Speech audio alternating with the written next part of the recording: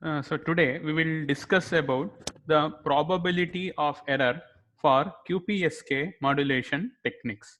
So in the previous class, we have studied the QPSK transmitter and the receiver and the associated waveforms.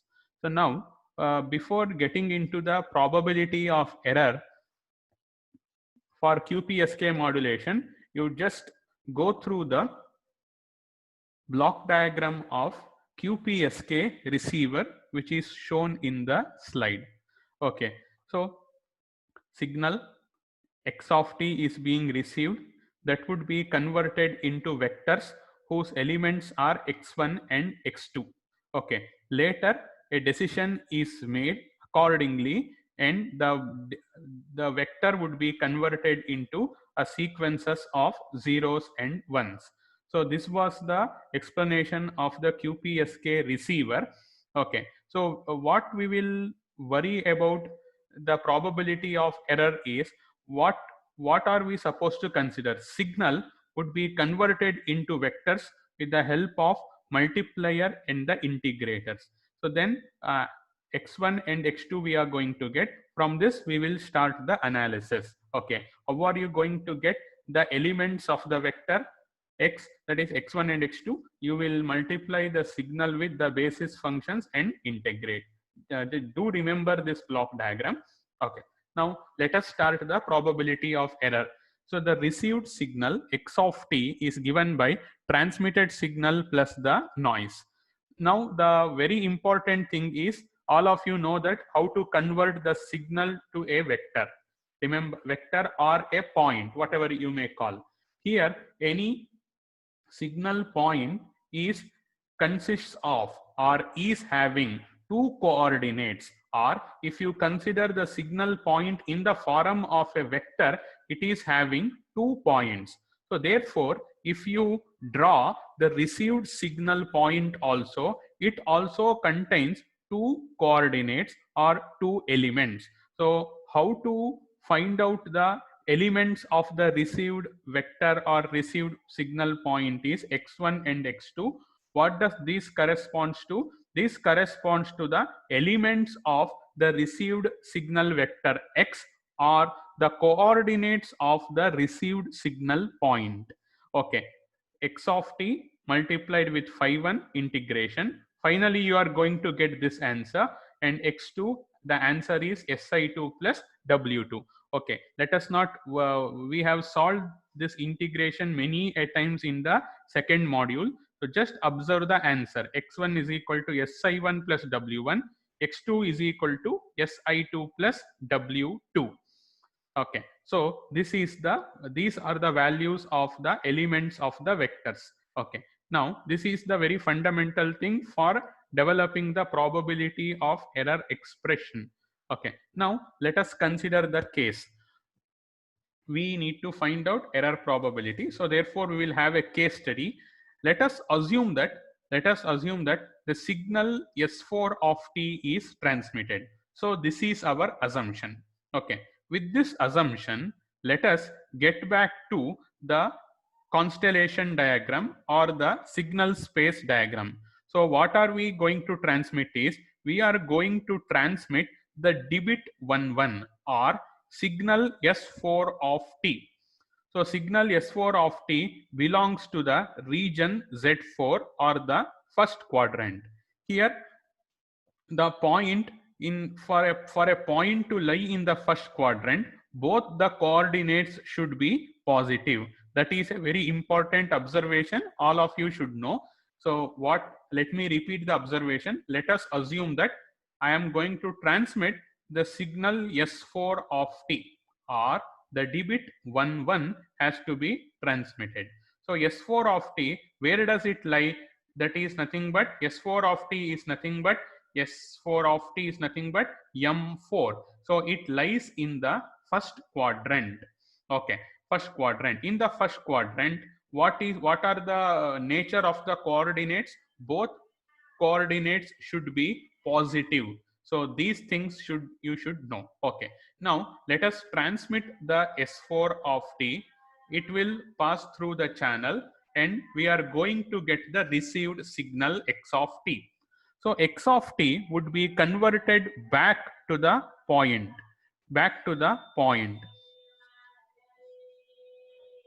Okay, so once if you let us assume that let me plot the point x4 of t and it lies in the region Z4. Then what does that mean? If at all the received signal point, if at all, let us assume that you have received a signal x of t, you converted that signal to a point and you are plotting it in the graph. If it happens that the signal falls in the region Z4, then okay, well, what does the receiver will do? The receiver will say, okay, the received signal is falling in the region Z4. So which signal would be transmitted? Message M4 or S4 of t would be transmitted.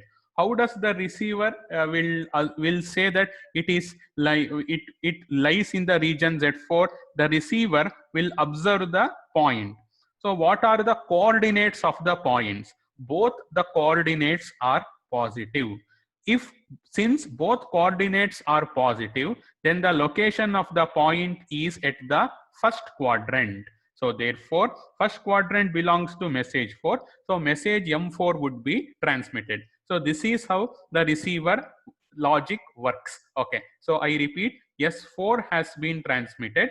It belongs to region Z4, all of you know. You transmit a signal, you receive it, convert that back to a point or a vector and plot. Yes, let us assume or let the received signal would be plotted and it lie or falls in the region Z4. Then what does the receiver will do? Okay, it will identify what are the coordinates of the received signal point. Yes, it is both coordinates are positive. It is lying in the first quadrant. Hence the message transmitted is M4 or S4 of t. With this knowledge, remember the concept of first quadrant and both coordinates are positive. Now, please read the wordings.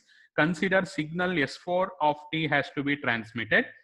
Receiver will make a correct decision.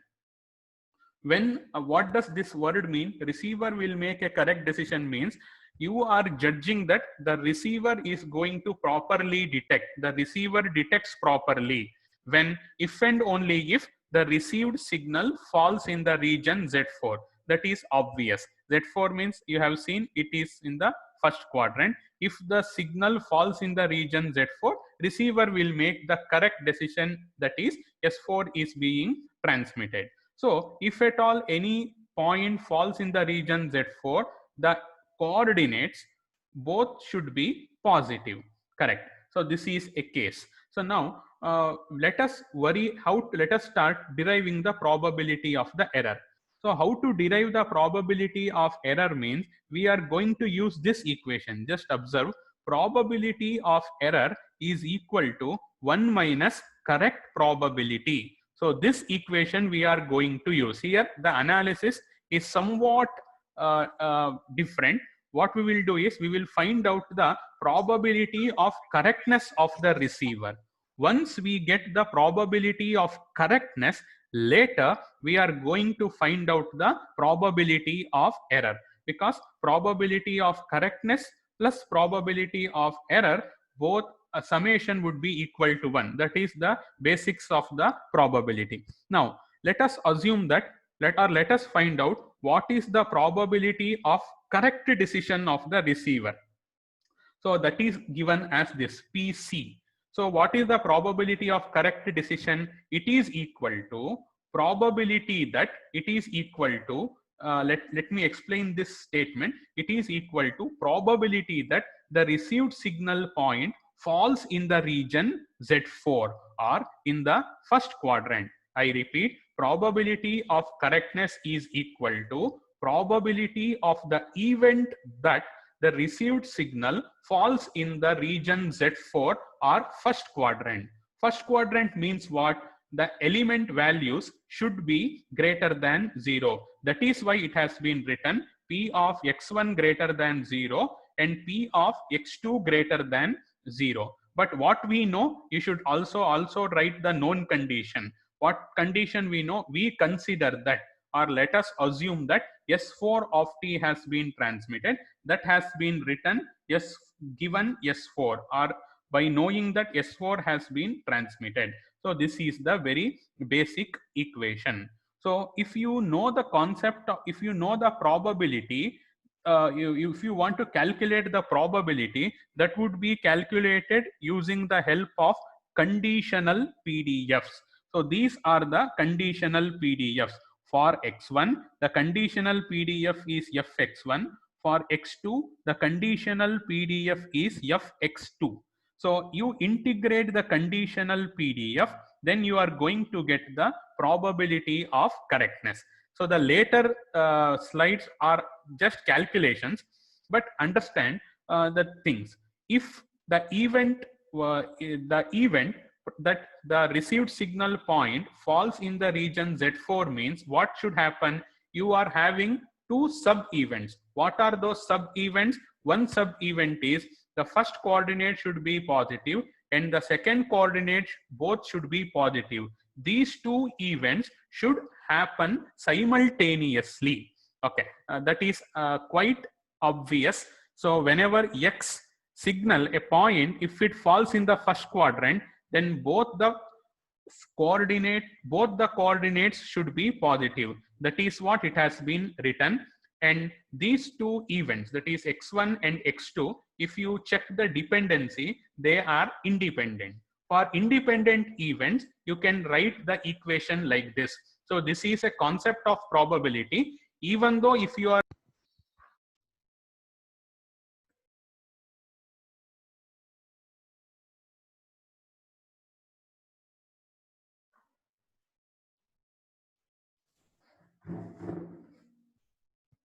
okay, sorry for the network problem. Sorry for the network problem. So now this line, since the two events are independent, we can write. So what does this statement means? Remember, you are writing the probability of correctness. You are writing expression for probability of correctness. So that should be equal to the probability of the joint event x1 greater than 0 and x2 greater than 0. What do you mean is, if the received signal point falls in the region Z4 or the first quadrant, both coordinates should be positive. Okay, okay. That, if to write that in mathematically, that is nothing but equal to P of x1 greater than 0 into P of x2 greater than 0.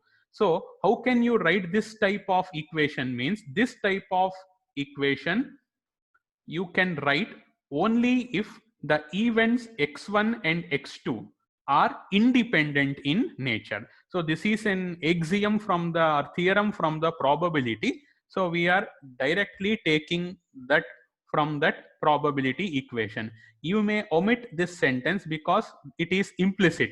You can directly write this statement. All of us, it is, for everyone, it is very easy to write this statement: x1 greater than 0 and x2 greater than 0. We were here the conditional PDFs. Now you want to write the expression for the conditional PDF or formula for conditional PDF. So it could be recalled that. So this is the formula: fxj of xj given mi equal to 1 by root of pi n naught exponential minus xj minus sij whole square by n naught.